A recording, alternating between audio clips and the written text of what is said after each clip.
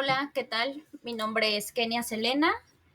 Actualmente estoy estudiando la carrera de diseño de interiores.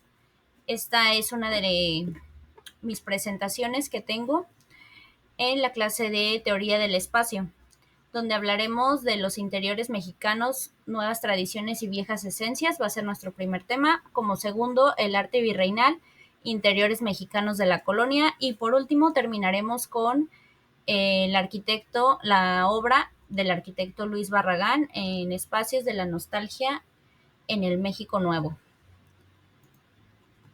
Y bueno, para comenzar con nuestro tema, interiores mexicanos de nuevas tradiciones y viejas esencias, tenemos que en el México prehispánico se dividía por tres partes. Mesoamérica, una región cultural que abarca desde el centro de México hasta Centroamérica, donde florecieron civilizaciones como la Olmeca, la Maya, Teotihuacana, Zapoteca, Mixteca y Mexica.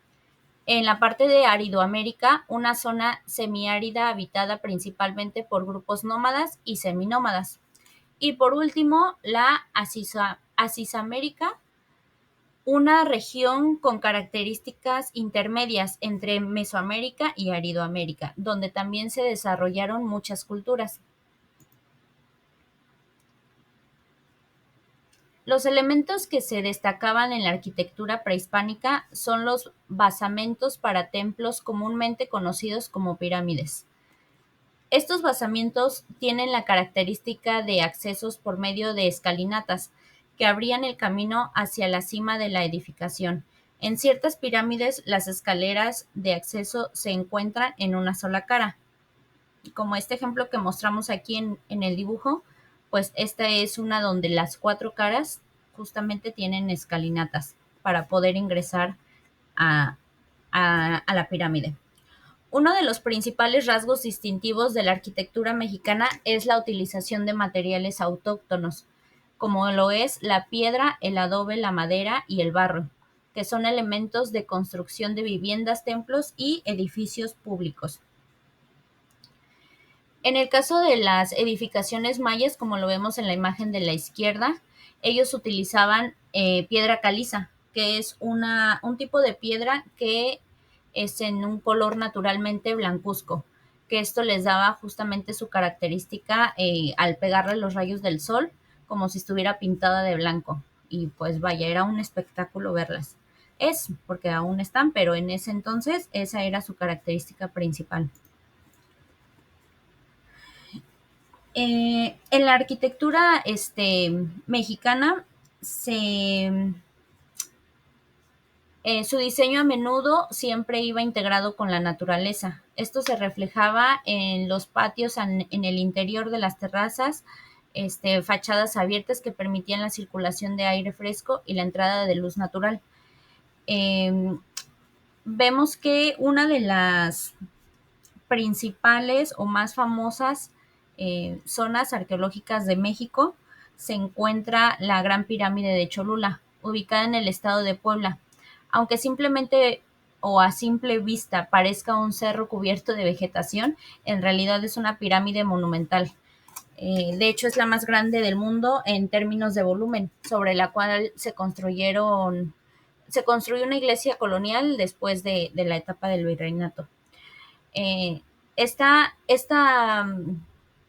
zona arqueológica, esta gran pirámide de Cholula, fue construida en diferentes etapas, ya que ahí se establecieron culturas como la Olmeca, Xicalanca, la Tolteca y la Mexica, cada una añadiendo nuevas capas a la estructura de la base original.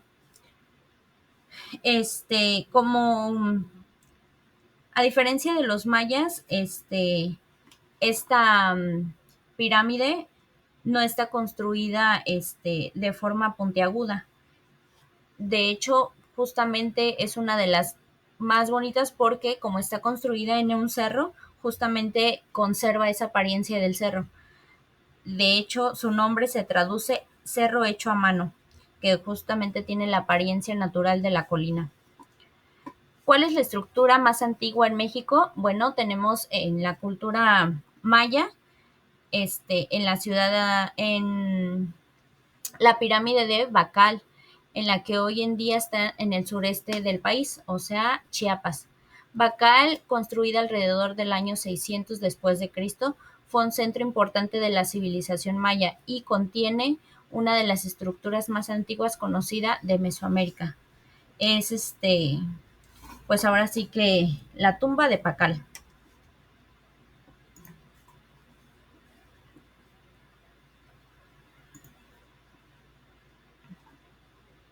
Y con esto terminamos el tema de el arte prehispánico y comenzamos el arte virreinal.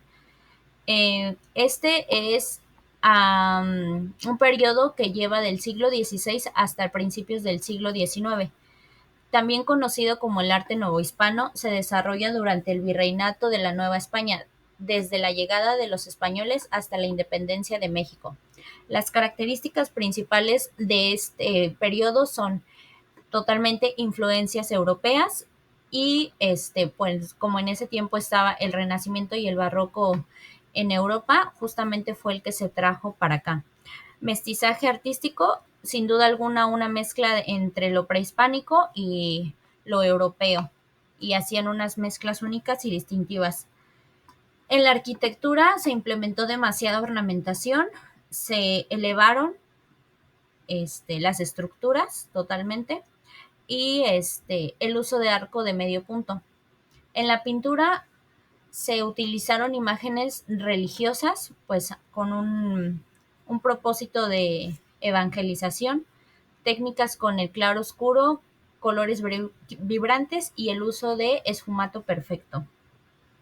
Y pues en la escultura, totalmente esculturas principalmente religiosas, que lo que buscaban, como comentaba, era permear la evangelización y la religión.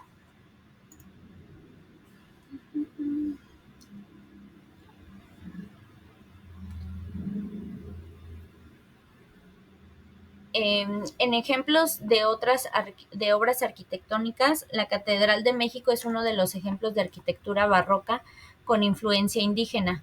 Arquitectos, aquí, perdón, una disculpa, pero se me borró la imagen. Pero bueno, aquí tenía la Catedral de México, es un ejemplo de arquitectura barroca con influencia indígena. El arquitecto o uno de los arquitectos fueron Manuel Tolsa, Claudio de Arciniega, y el estilo totalmente barroco, gótico y neoclásico. En la otra imagen teníamos el Palacio de Cortés en Cuernavaca, residencia del conquistador y ejemplo de arquitectura civil virreinal. Es uno de los primeros palacios militares erigidos en el territorio conquistado por los españoles en el continente americano.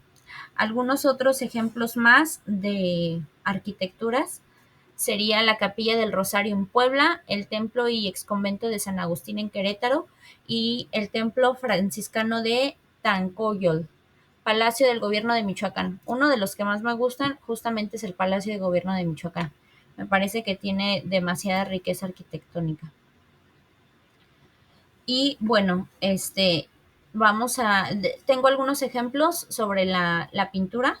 Estas imágenes tienen cierta peculiaridad, pues eh, a partir del Concilio de Trento, la Iglesia reafirmó su control sobre la producción artística. En los siglos XVII y XIX se favoreció la representación de imágenes religiosas a través de la alegoría y los símbolos como medio de expresión. Y aquí vemos tres ejemplos de uno de los artistas más destacados en el tiempo del virreinato en México, que fue Miguel Cabrera. Una de sus obras serían los Deposorios, la Anunciación y la Inmaculada Concepción. La obra de Miguel Cabrera se caracteriza en el contraste entre la suavidad cromática y los colores intensos, como podemos observar en ellas, la expresividad de los rostros y el notable manejo de los dibujos, sin duda. Y bueno, con esto pasamos a conocer un poco de la vida y obra de uno de los arquitectos más importantes para México, que es Luis Barragán. Nació en 1902 en Guadalajara, donde hizo sus estudios profesionales y se graduó como ingeniero civil y arquitecto en 1925. Uno de los viajes más importantes durante su vida, que plasmó completamente su obra arquitectónica, fue un viaje que hizo a Europa, que le impresionó la belleza de los jardines en la ciudad como Geralif de Granada y los de villas italianas y la costa del Mediterráneo. Desde entonces conservó su interés por la arquitectura y el paisaje y lo inspiró a hacer una mezcla de obra por la que hoy se le conoce y es ahora sí que una mezcla de las dos culturas. Su estudio de arquitectura se estableció en Guadalajara en 1927. Hasta 1936 fue cuando se trasladó a la Ciudad de México, donde permaneció hasta su fallecimiento. Debido a su interés por los caballos, diseñó numerosos establos, fuentes y bebederos que manifiestan sus cualidades. Su obra, considerada minimalista, sin embargo, suntuosa en color y textura. Muros planos, ya sea muros de estuco, adobe, madera o incluso agua, son sus elementos compositivos, todos en interacción con la naturaleza.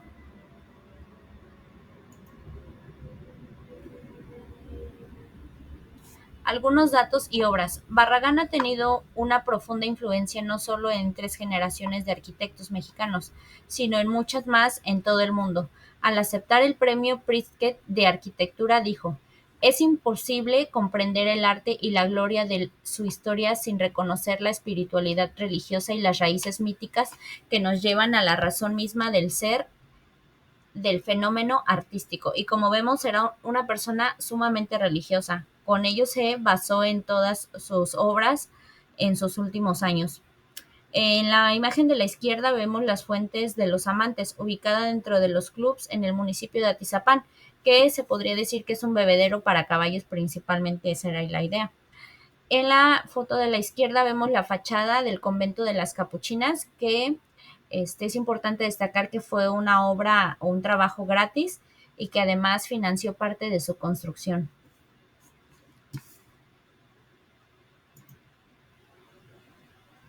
Y bueno, así termino esta breve información sobre los temas. Espero que haya sido de gran utilidad y de gran información. Y por último, quiero despedirme con una frase que fue de mis favoritas de El Arquitecto y con una imagen que para mí creo que resume toda su obra, porque pues como lo comentábamos era un poco minimalista, pero siempre destacando con esa profundidad de colores y pues el uso de la luz, como ahí lo vemos. Y aunque en esa imagen pues siento que a lo mejor podríamos decir que está un poco escondido entre esos muros, pero siento que la imagen proyecta tanto poder y tanta personalidad que pues ahora sí que lo consideramos como uno de los grandes arquitectos para nosotros aquí en México. Y la frase dice así: "En mis jardines, en mi casa, siempre he procurado que prive el plácido murmullo del silencio y que en mis fuentes cante el silencio". Pues eso es todo y muchas gracias.